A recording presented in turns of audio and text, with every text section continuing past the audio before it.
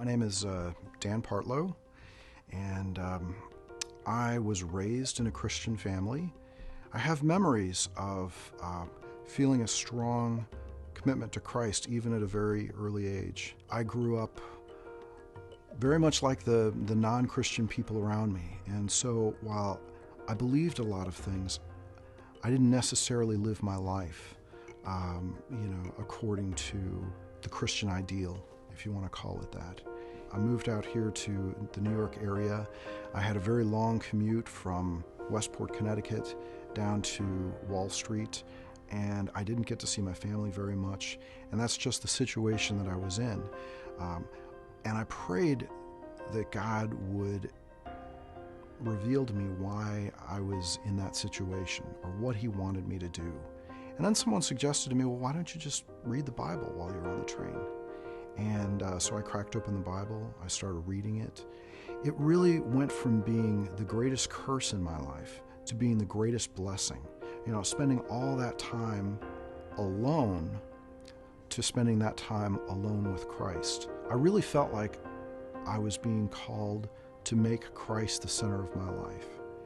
And as I started to put my trust in Him, I found I could trust Him. I could take all those little things to Him.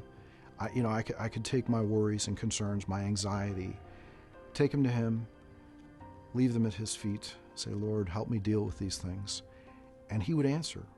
So there's a certain peace in that, right? Peace and trust and hope in just taking things to Christ, not necessarily having an answer, humbling yourself and say, Lord, help me with these things. There were little sins in my life, little things that I held back and I didn't want to give up. But hearing that the Holy Spirit empowers us to have self-control was something really life-changing for me.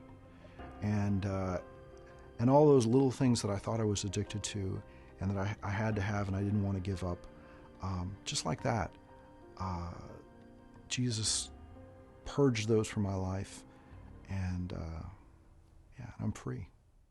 Recently, I've realized that God has got a purpose for me and a ministry for me in the workplace, and just in my community, and I think that He has that message for a lot of people. That we can be in the workplace and living our lives and still reaching our friends and neighbors with the gospel.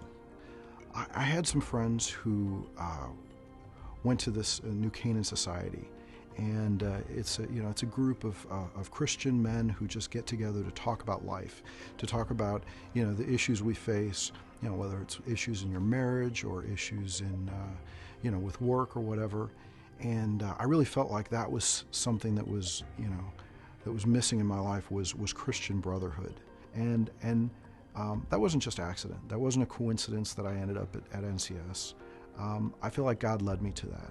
And I thank God for putting me in a community of Christians where there is that kind of mutual support for each other.